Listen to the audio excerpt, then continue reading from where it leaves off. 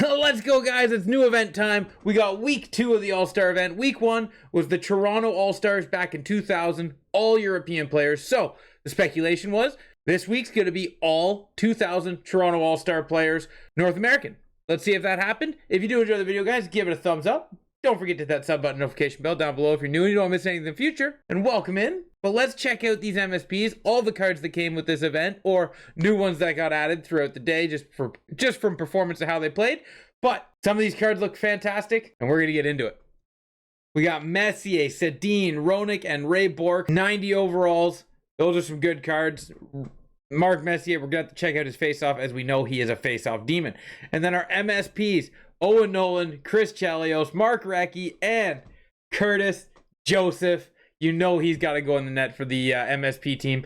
Good old Toronto boy, and we got to play him to see how he is. Over on that team, we're going to get as many of these All-Star cards as we can, and we're going to try them out. If you want to check that out, over on BurkRound88 on Twitch, that's where I test them out, and I'll be playing Champs Saturday and Sunday if you want to see what they're like. Other than that, we got game day cards for January 31st, and that's a Wednesday. Anaheim versus San Jose, Nashville versus LA. We got Kempe, Nyquist, Zetterlund, and Torrey Terry. These cards are +1 overall to shooting boost. So we can take a quick minute to look at these guys' shots after we look at the MSPs. If you're curious which one to get, I will cover it after I look at the MSPs. The objective list, I'm assuming All-Star 2 is going to be the same as everything else. 7 days, shutout, score goals, games, all that fun stuff. And actually, we don't have the 180, 280 games of All-Star players. So I like that. What do we have? Just perform deeks. 150 deeks with All-Star players. It's a lot, but you can get it done. Squad battles. Just grab a couple All-Star guys, do the deeks. Hits, again, you'll just get hits by playing. Assists, again, throw them on your first line. You'll just get assists just for playing. Wins. All these seem relatively easy. It's the 7 days you'll be waiting for. I was going to go into Rush and see what we got over there, but that is currently not working at this time. So we'll have to skip the Rush, and we'll go check the Moment. But the Rush should have All-Star Collectible, so you can go get the MSP. I'm going to assume you've already done the first 4. The second 4, Power Collectible, All-Star Collectible, and Packs. So you can get 1 Power Collectible and 1 All-Star Collectible just by scoring bottom right goals with Quinn Hughes. 1 bottom right goal with Quinn Hughes gets you a All-Star Collectible, and 3 goals with Owen Nolan gets you a Power Collectible. Very good, very quick, very easy, very helpful to building your team. Now, when it comes to Curtis Joseph, he is a 5'11 goalie, so if you're looking for a goalie to cover all the net, this is not the one, but I will have him over on my MSP team if you want to check him out. He will be playing in net, and I'm going to get him powered up as high as I can. 5'11, 190, 98 speed, 66 aggression. We'll have to see how he does. Might have to activate every ability on him just to pull him through. Mark Recchi, 5'10", 195, 91 speed, 94 shooting. It's close quarters, unstoppable force, all the good stuff. But this 5'10" card really feels like it'll be, kind of irrelevant when the team builders drop in a couple of days. But, if you're a fan of Mark Recchi or a Philadelphia Flyers team builder, it's going to be a good add to the squad. Owen Nolan, again, many theme teams that he can go on.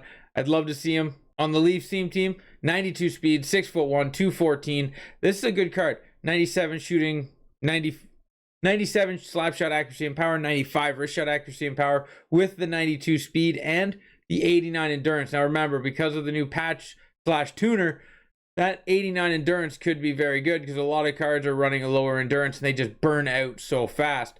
So keeping an eye on your endurance stats is something that we're going to have to watch, monitor, and see how they build them. Because how fast cards die, you want somebody that has a higher endurance. Born Leader, again, with that endurance bar dropping down so fast, Born Leader is a great one to have. A quick little energy boost for throwing a hit or blocking a shot. And then throwing off the rush, close quarters, and unstoppable force on him.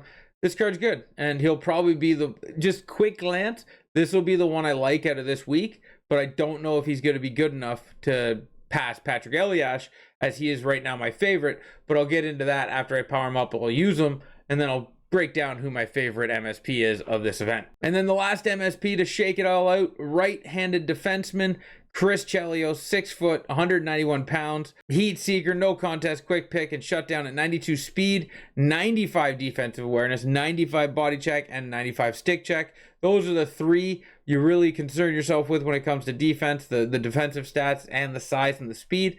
This card has a good build, and he might end up passing everybody after I use him and I see.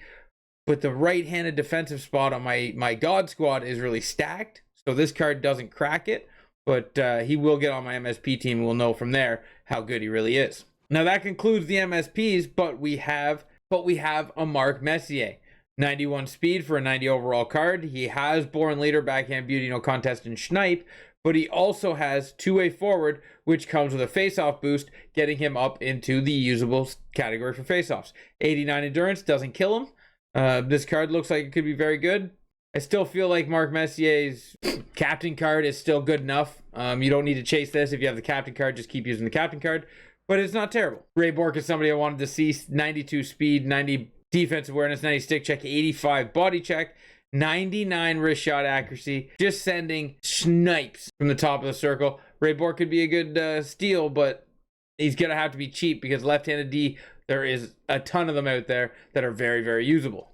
Jeremy Roenick, 6'1", 205, 90 face-off, 93 speed, 99 slap shot, and 99 wrist shot accuracy with Make It Snappy, Truculence, Unstoppable Force, and Snipe.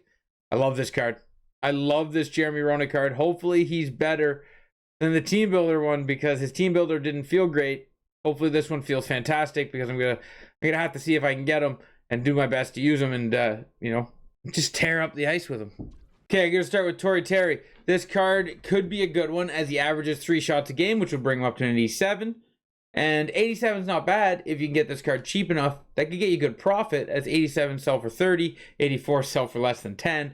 You could probably find some wiggle room in there, but this is where Tori Terry's risk is at. He goes 1 or 2 shots or 4 to 6 shots. His average comes down to 3. But the guy's either shooting a ton or not shooting enough. So you're going to have to risk it on the game and see what you think. But Tori Terry, for me, is a guy that can hit a lot of good shots and get you an 88, 89, 90. But we'll have to wait and see. Wednesday's game should be a good one. And will he be ripping the puck that day? Kempe has got to be one of the best. Kempe has got to be one of the biggest shooters for LA as he has over 3 shots a game.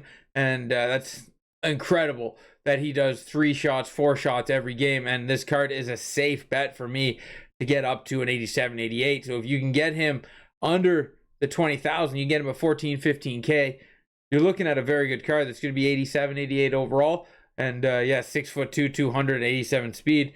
This card's very nice, and he's so far the one that I would say would be the most desirable just because of how safe he is with always getting so many 3 to 4 shot games.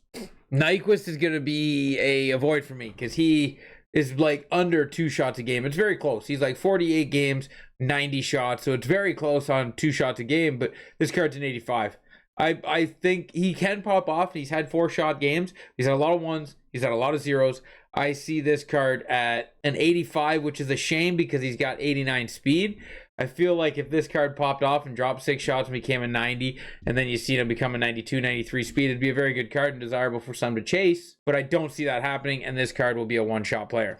Now, this card is the very interesting one with Zetterlund. 85 speed, 5'11", 220 pounds. So he's small, but he's big, hard to knock off the puck. And the interesting part about it is San Jose's bad, right? They're really bad, and they lose a lot of games, but they take a lot of shots. And Zetterlund's no stranger to that as he's had an 8 and a 9 shot game. This card could get into the 90s if he gets on a shooting streak, but chances are you're going to see 2, 3, 4 shots out of the guy. And that's not bad, as I'm probably going to say get him to an 87.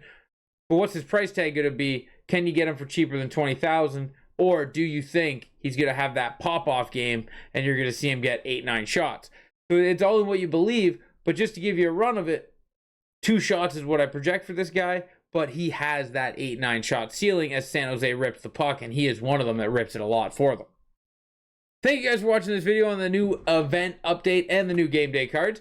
If you did like it, give it a thumbs up. Don't forget to hit in that comment section down below what you thought about all the cards and who is your favorite MSP and your favorite game day card, because I am curious. Thank you guys for watching, and until next time, ciao, ciao.